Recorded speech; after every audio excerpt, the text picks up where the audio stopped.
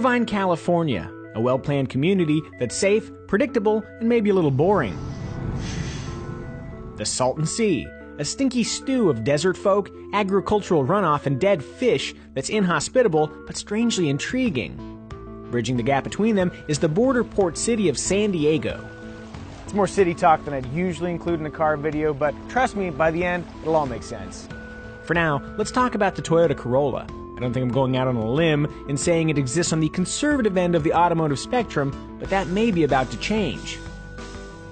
This is the 2014 Toyota Corolla, right next to that Pigeon over there. It's actually a pre-production prototype, the car, not the Pigeon. How can you tell it's a pre-production prototype? You could believe me, or you could look at some of the details. There's the perpetually false tire pressure warning light, the delay-prone early build infotainment system, glossy interior panels that are definitely not ready for prime time, and check it out, a cool blue paint job that is not original.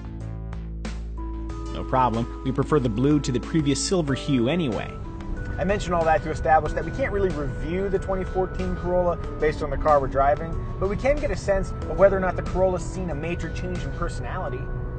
It might not be obvious since they tend to blend into the background, but Corollas are everywhere, with roughly 40 million sold globally over the car's nearly 50-year history. In the future, games of Spot the Corolla will be infinitely easier.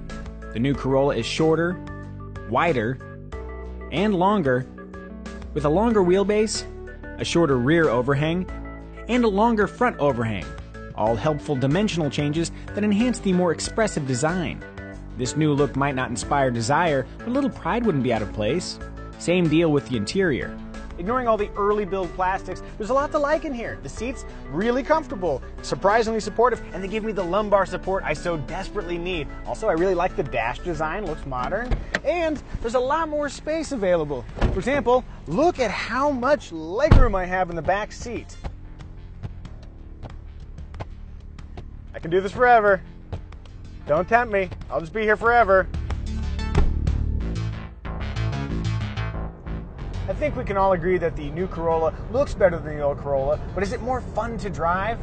Yeah, it's more fun to drive, but it's not like they took a carnival in the springtime and crammed it into automotive form and bliss is flying out all over the road behind it because it's just too fun to contain. It's not that kind of fun.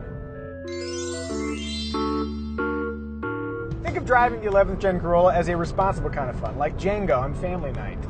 Among the more interesting changes is the addition of a CVT, or continuously variable transmission, to the mix. It's available on most of the trims, and it does something really weird. CVTs are supposed to go to the power peak and stay there as you accelerate, and then the car gets faster, but the engine revs stay the same.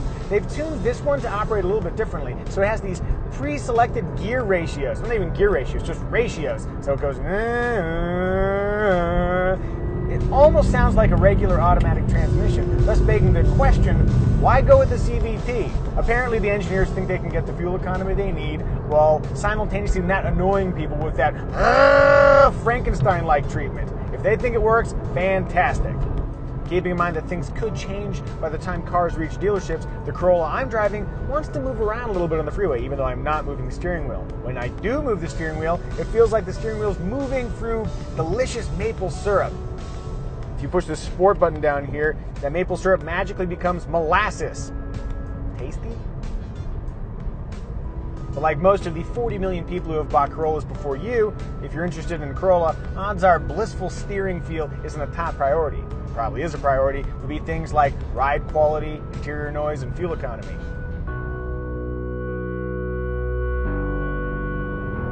In terms of interior noise, this pre-production Corolla isn't terribly loud, but I'm guessing that the production car might actually be a little bit quieter since it'll be a little bit more buttoned up. As far as ride comfort, it rides nice, thanks in large part to an extended wheelbase. That'll definitely be on the production car. If it's not, something's gone terribly wrong. Either way, I can definitely see commuting in the 2014 Corolla without complaint.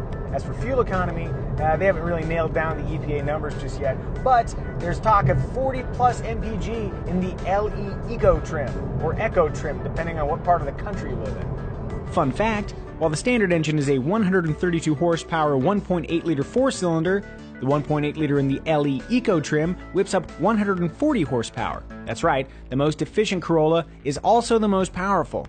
Direct your praise to the Eco's continuously variable intake valve timing technology, cleverly dubbed Valvematic. Valvematic, everybody.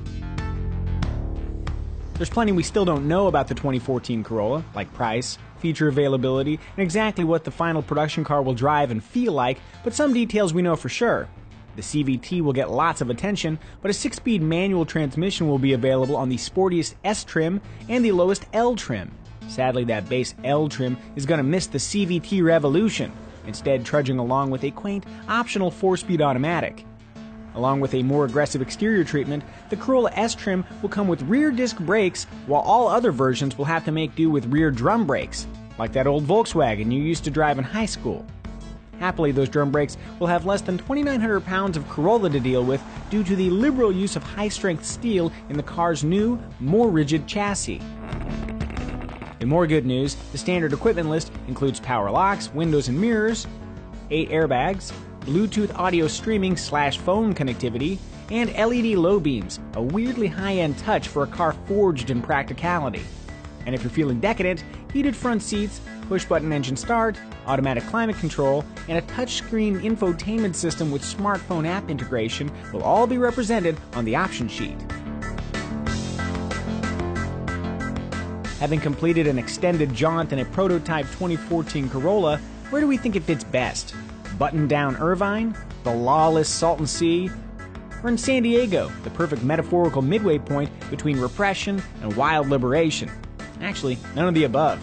The essence of the 11th generation Corolla seems more akin to somewhere between Irvine and San Diego. Let's say the vibe of San Clemente. Warm, inviting, not wildly edgy, but interesting enough for most tastes, and just a quick train ride from the sweet predictability of Irvine. Yeah, this isn't so bad. You see, there's a town and a car for nearly everyone. The wild ones among us still won't find a kindred spirit in the Corolla, but that's fine. The wild ones don't buy 40 million of anything. You know who buys 40 million cars? The masses. I'm guessing the masses are going to feel right at home in the 2014 Toyota Corolla.